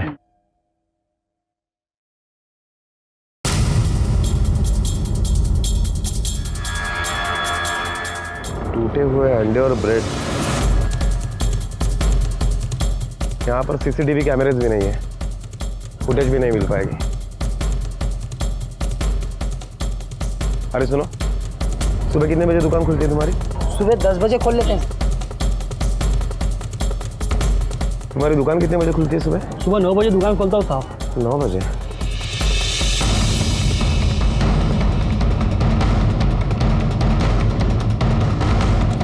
ये वसीम इस एरिया में क्या कर रहा है? साहब वसीम भाई का रेस्टोरेंट है आगे। पूनम सिर्फ सबीना से ही नहीं, वसीम और आसिफ के साथ भी बहुत घुल मिल कर रहती थी। आसिफ भाई रुको, आप मुझे मंदिर छोड़ दोगे? हाँ बिल्कुल, आइए ना, बैठिए। आसिफ कुछ 35 साल के आसपास है, लेकिन अभी तक उसकी शादी नहीं हुई है। और दूसरा वसीम है, जिसकी घर में बीवी है और सुना है बाहर कोई चक्कर भी चल रहा है। आज सुबह वसीम और आसिफ बिल्डिंग से बाहर गए थे? हाँ साहब, वो रोज सुबह जाते हैं दौड़ने के लिए, आज भी गए थे। वो आगे जो पार्क है ना सर, वहीं जाते हैं दोनों। पिछली बार भी पूनम ने ही तुम्हें यहाँ से बाहर निकलवाया था, उसके बावजूद तुमने सतीश पे हमला कर दिया। अरे सर, हमने पहले भी कुछ नहीं किया था और अब भी कुछ नहीं किया है। पता नहीं आप लोग बार बार क्यों हम पर शक कर रहे हैं। क्योंकि जॉगिंग के बहाने तुम दोनों बिल्डिंग से बाहर गए थे और सतीश पे हमला भी पार्क के पास हुआ। सर, हम जॉगिंग पे गए थे, लेकिन हमने किसी पर हमला नहीं किया है। देखो सीधा सीधा सच बोल दो, तुम्हें भी आसानी होगी, हमें भी आसानी होगी। सर, हमने जब कुछ किया ही नहीं तो क्या कबूल करें? जैसा आप सोच रहे हैं वैसा बिल्कुल भी नहीं है। तेरा कैरेक्टर जानते हैं हम, घर पे एक बीवी है और बाहर एक चक्कर चला रहा है। सर वो गलती हो गई थी मुझसे, पर जब अब्बू ने समझाया तो मैंने अपना अफेयर तुरंत खत्म कर दिया।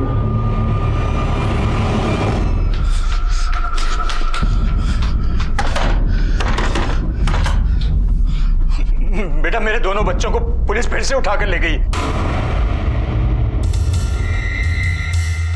तो आपका कहना है कि वसीम और आसिफ ने आप पे हमला नहीं किया? सर, वो लोग मुझ पे हमला क्यों करेंगे? कोई तो वजह होनी चाहिए ना। आप किसी से डर रहे या आप पर कोई प्रेशर बना रहा है? सर, ऐसी कोई बात नहीं है, हम पे किसी का प्रेशर नहीं है। तो कहीं आप ही की तो पकाई हुई कोई खिचड़ी नहीं है? 2 बार आप पे हमला हुआ, दोनों बार आपने किसी को नहीं देखा। जिस पे हमें शक है हमने पकड़ा, उसको बचाने आप ही आ गए। ये कोई कोइंसिडेंस है या आप जानबूझ के कर रहे हैं? सर, हम ऐसा क्यों करेंगे? हम लोग तो खुद परेशान है कि हमारे साथ क्या हो रहा है और ये क्यों हो रहा है।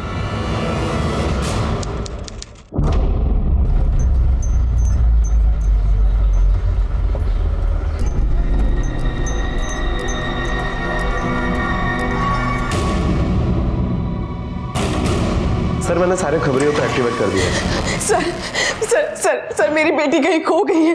कहाँ है उसका नाम? वो मैंने उसके स्कूल जाके भी देखा, वो वहाँ पे भी नहीं है। सर सर प्लीज मेरी बच्ची को ढूंढ लीजिए सर, प्लीज। आपने उसके स्कूल फ्रेंड्स के यहाँ पर पूछताछ की? हो सकता है कि वो किसी फ्रेंड के साथ उसके घर पर गई हो। नहीं सर, मैंने सब जगह देखा, वो कहाँ पे भी नहीं है। सर प्लीज प्लीज मेरी बच्ची को ढूंढ दीजिए। आप पहले शांत हो जाइए, आपकी बच्ची को हम ढूंढते हैं, आप घबराइए मत, आप पहले बैठिए।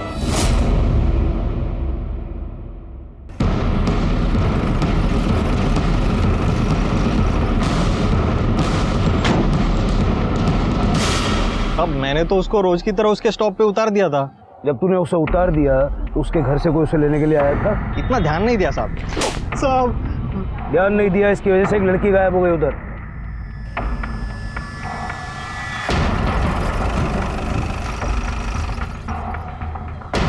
राणे, जरा आसपास पूछताछ करो। ओके।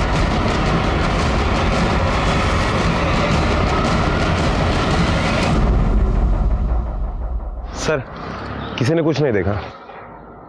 सर, किसी को कुछ पता नहीं। ऐसा कैसे हो सकता है रानी? स्पॉट पे इतनी चहल पहल है, अगर बच्ची को किसी ने यहीं से उठाया है और किसी ने नहीं देखा, नॉट क्वाइट पॉसिबल।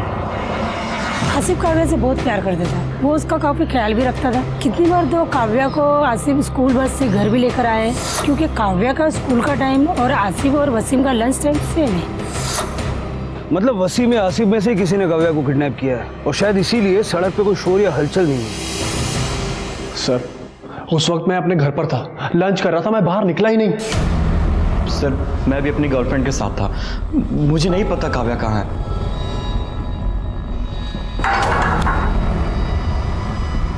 राणे, इन दोनों के बयान में कितनी सच्चाई है जरा चेक करो, और जरा ये सतीश और पूनम की इंक्वायरी भी निकालो। Okay sir.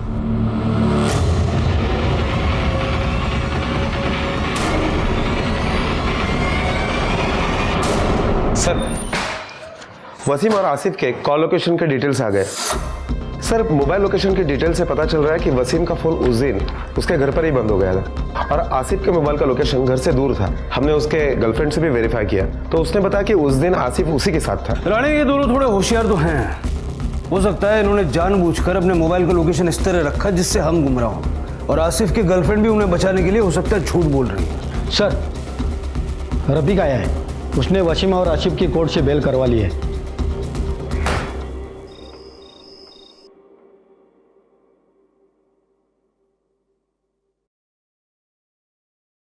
अब्बू, आपने पुण्य आंटी के साथ गंदी बात की थी।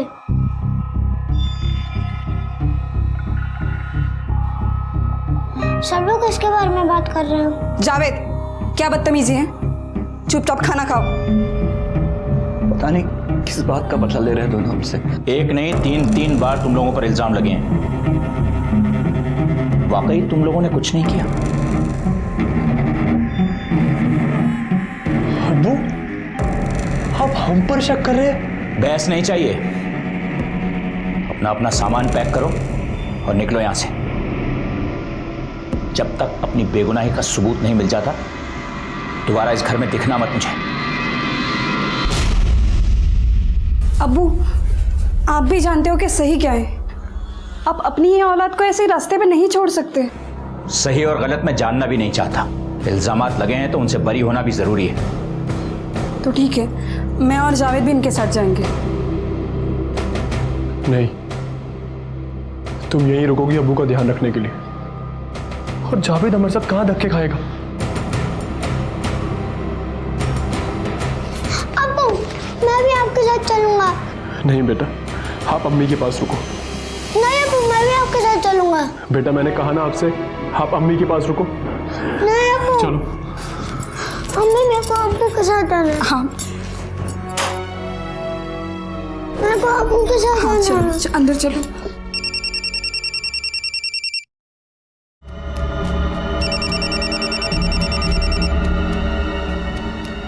हेलो, हाँ, कब की तारीख मिली? बहुत हो गया पूनम, अभी हमें पुलिस को सब सच सच बता देना चाहिए।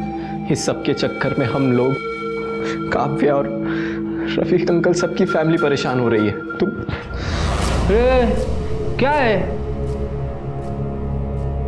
पोरगी जीवन तो पाए ना, तो जाते दिमाग नहीं लगाने का। और ये क्या बार बार नाटक कर रही है उस आसिफ और वसीम को छुड़ाने का? रहने दो उनको अंदर, केस होने दो उन पे, तभी जाके मेरा आगे का प्लान सक्सेस होएगा। और मेरे को शेंदी लगाने के पहले ना सोच लो बाद में तुम लोग का क्या असर होएगा। जब तक मैं नहीं बोलता है वो चीज रिच रहेगी, समझे क्या?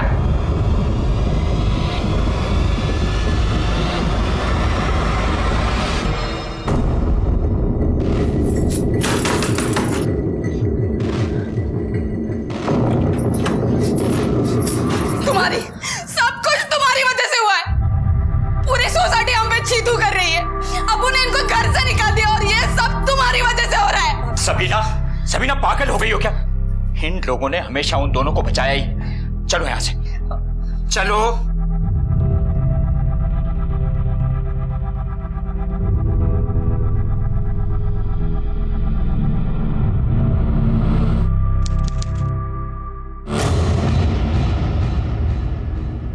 सारी दुनिया हमें गलत समझ रही है।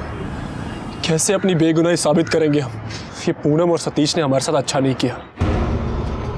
सतीश और पूनम की चालाकियों का जवाब अब देना पड़ेगा। आसिफ और वसीम काव्या को जहाँ रख सकते हैं, ऐसे सारे ठिकानों को हमने चेक किया, काव्या कहीं भी नहीं। और इन्वेस्टिगेशन के दौरान यह भी सामने आया कि किडनैपिंग के वक्त आसिफ और वसीम उस स्पॉट पर मौजूद ही नहीं थे। कोई और ऐसा है जिस पे आपको शक है कि वो ये काम कर सकता है? सर, एक्चुअली हम लोग आपसे खुलकर बोल नहीं पा रहे थे, लेकिन अब तो हमें भी लगता है कि वसीम और आसिफ ने ही काव्या को किडनैप किया होगा। सर, काव्या आसिफ को बहुत पसंद करती है। वो उसके लिए ढेर सारे गिफ्ट्स लेके आता था, घंटों उसके साथ खेलता था। अगर उसने काव्या को किडनैप नहीं किया तो हो सकता है कि किसी और से किडनैप करवाया हो। आपके मकान मालिक का कहना है कि आपके घर का किराया 22,000, जिसमें से 12,000 चेक से और 10,000 कैश से जाता है। ऐसा क्यों? सर, वो इसलिए क्योंकि मैं होममेड केक बनाती हूँ, जिसकी पेमेंट मुझे कैश में मिलती है, इसलिए मैं 10,000 कैश में दे देती थी। तो ये जो 10,000 आप अलग से कैश में देती थी, उसके बारे में इनको क्यों नहीं पता? सर, क्योंकि काव्या की वजह से मैंने यहाँ पे आने की जिद की। अगर मैं इनको बता देती कि इस घर का रेंट 22,000 है तो शायद ये यहाँ पे कभी नहीं आते। इतना ही सच है या कुछ और भी है जो आप छुपा रही हैं? सर, मैं आपसे कुछ क्यों छुपाऊंगी? मुझे पता होता कि इस बात से काव्या का कुछ लेना देना है तो मैं आपको बता देती। सर राणे, इनके बारे में जो जानकारी मिली है वो खुद इन्हें शक के घेरे में खड़ा करती है। पर एक बात फिर भी समझ नहीं आती कि ये अपनी बच्ची का किडनैपिंग क्यों करेंगे। हेलो, क्या?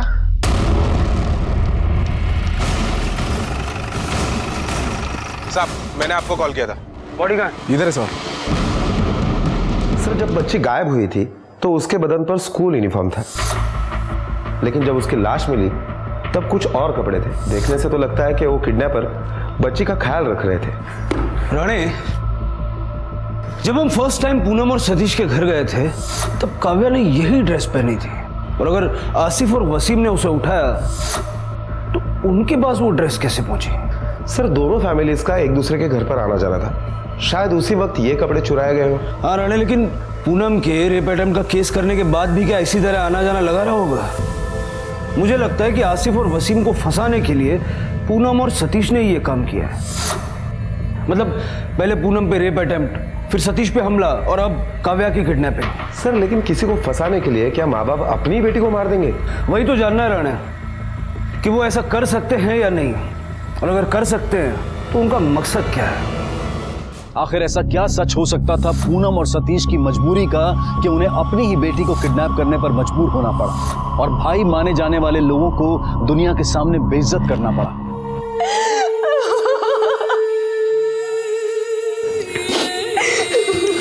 जिस दरिंदे ने ये किया है ना, अल्लाह उसे सख्त से सख्त सजा दे।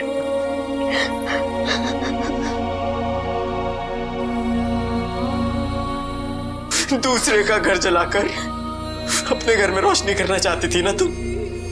उस आग ने रोशनी की जगह तुम्हारे घर को ही जला के राख कर दिया। सतीश, मैंने किसी लालच में नहीं बल्कि काव्या और तुम्हारी जान बचाने के लिए सब। जान बचाने के लिए, जान लेने के लिए? कहाँ है काव्या? बचा पाई तुम काव्या की जान?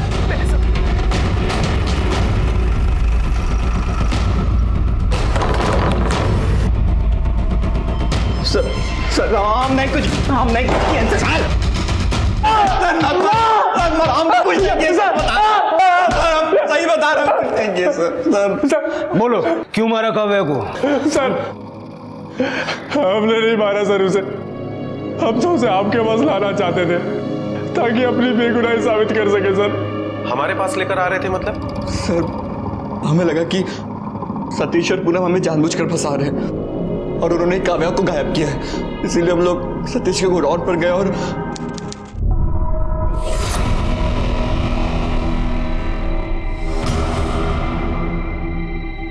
इन्होंने तो काव्या को यहीं छिपा रखा है और जानबूझकर हमें फंसाया जा रहा है। इनका ये खेल ना हम यही खत्म कर देंगे। Wasim uncle, Wasim uncle.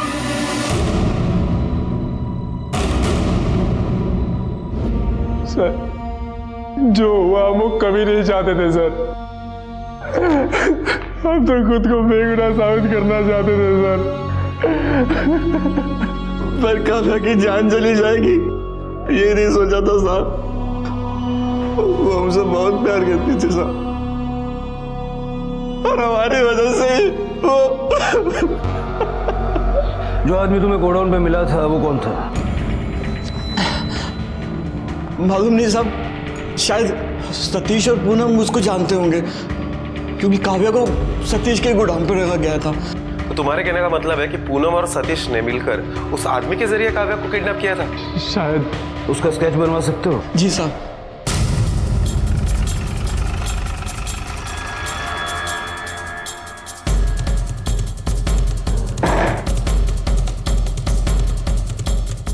अंदर देखो सब तरफ। सर ये देखिए, खाने के पैकेट्स। लगता है यहाँ पर कोई रह रहा था। सर ये देखिए, काव्या के स्कूल के कपड़े। मतलब शायद वसीम और आसिफ सच बोल रहे हैं। पूरे एरिया की पूछताछ करते हैं।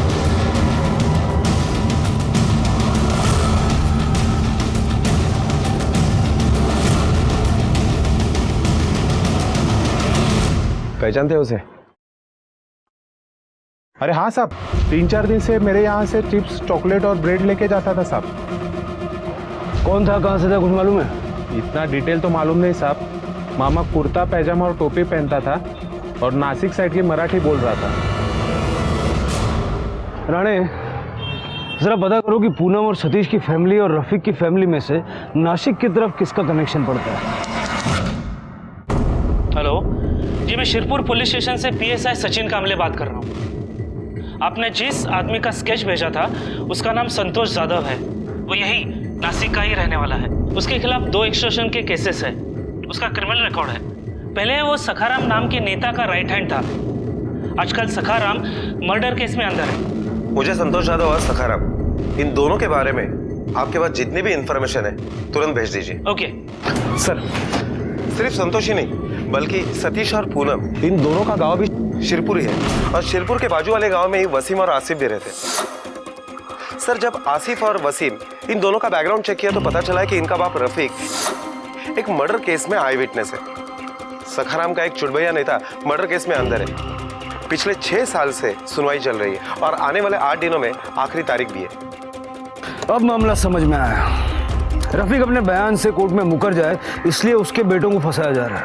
अब ये काम सिर्फ संतोष का है या पूनम और सतीश भी इसमें मिले हुए हैं, ये तो उनसे ही पता चल सकता है। 1 मिनट सर। हेलो, क्या?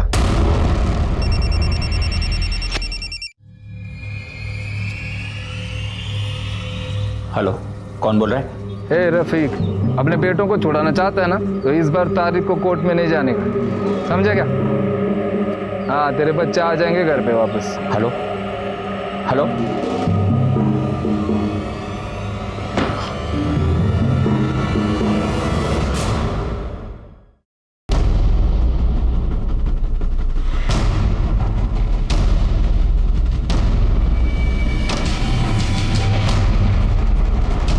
राणे, चाबी वाले को बुलाओ।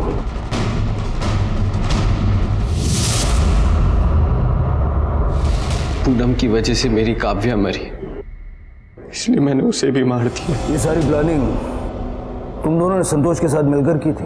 नहीं सर, हमने कोई प्लानिंग नहीं की थी। उल्टा संतोष हमारी मजबूरी का फायदा उठा रहा था। मैं और पूनम तो एक दूसरे से प्यार करते थे, शादी करना चाहते थे, बस हमारी जात अलग थी। इसलिए पूनम के परिवार को और गांव वालों को ये सब मंजूर नहीं था। हमारी जान लेने पर तो लेते सब, इसलिए वहां से भागकर हम लोग मुंबई आ गए। और फिर एक दिन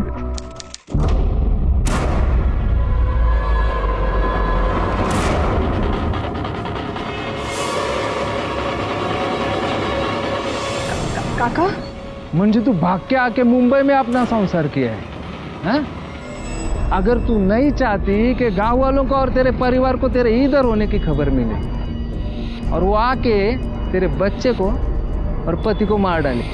काका नको। हाँ नको ना, तो अभी रफीक शेख के सोसाइटी में जाके रहने का और आगे जैसा मैं बोलता है वही सच करने का, समझ लेना। हाँ ये ब्लैकमेल वाली बात तुम्हें शुरू से पता थी? नहीं सर, जब पूनम ने रेप अटेम्प्ट की कंप्लेन की तो मुझे उस पर शक हुआ। मैंने उससे पूछा तब उसने मुझे ब्लैकमेल वाली बात बताई। मैं भी मजबूर था सर, मैंने भी उसका साथ दिया क्योंकि मैं काव्या को कोई नुकसान नहीं होने दे सकता था। कौन किसको मारने वाला कुछ पता नहीं सर। संतोष ने मुझसे ये कहकर 5 लाख मांगे थे कि कोर्ट में रफीक गवाही नहीं देगा। मैंने उस 5 में से उसे 2.5 लाख दिया था, लेकिन आगे वो क्या करने वाला मुझे कुछ पता नहीं। संतोष का है? पता नहीं सर, उसके बाद उसने मुझसे कोई कांटेक्ट नहीं किया।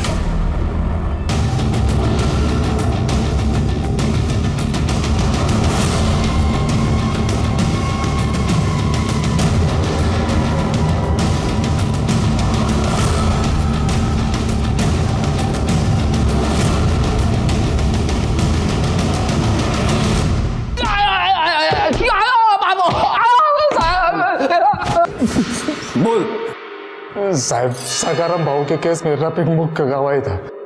रफीक बहुत आदर्श वाला है ना, तो वो टूटने वाला नहीं था। और फिर जब पूनम मेरे को दिखी तो मेरे दिमाग में आइडिया आया साहब। मैंने सोचा पूनम का इस्तेमाल करके रफीक के बेटों को फंसा सकते हैं। तो साहब पक्का सकाराम भाऊ के खिलाफ गवाही देने से रफीक पक्का मुकर जाएगा। इससे खुश होकर सकाराम भाऊ मेरे को पैसा भी बहुत देगा। लेकिन साहब बच्ची को मैंने जानबूझ के नहीं मारा है। एक तो लोग मुश्किल से कानून का साथ देने की हिम्मत जुटाते हैं और तेरे जैसे घटिया लोग उनकी हिम्मत तोड़ देते हैं। अब हम यहाँ तुझे इतना तोड़ेंगे ना, तो जिंदगी में कुछ तोड़ने लायक बचेगा नहीं। वो लोग जो किसी भी स्वार्थ, मजबूरी या नासमझी में गलत रास्ता चुनते हैं, वो अचानक अपने स्वार्थ के लिए दूसरों की बलि देने तक को भी तैयार हो जाते हैं। लेकिन अपनी कब्र भी वो साथ ही खोदने लगते हैं। वरना दुनिया में ऐसी कोई लड़ाई नहीं है जो हौसलों से नहीं लड़ी जा सकती है। और ऐसी एक ईमानदार जंग रफीक लड़ रहा, जो ना वो सिर्फ हारी बल्कि अपने परिवार को भी ले डूबी। जुर्म के प्रति सिर्फ पुलिस की ही जिम्मेदारी नहीं बनती, बल्कि नागरिकों की भी जवाबदेही होनी चाहिए। इसलिए जब भी आपके साथ कुछ गलत हो या आप किसी और के साथ गलत होता देखें, तो इसकी सूचना पुलिस को जरूर दें। इसी विचार के साथ अब मैं अनूप सोनी आपसे विदा लेता हूं। फिर मुलाकात होगी अगले एपिसोड में एक और चौंका देने वाले केस के साथ। तब तक अपना और अपने परिवार का ख्याल रखें और देखते रहें क्राइम पेट्रोल डायल 100। सबक एक को सीख हम सबको। जय हिंद। क्राइम पेट्रोल के ऐसे ही मजेदार एपिसोड्स देखने के लिए हमारे चैनल को सब्सक्राइब करें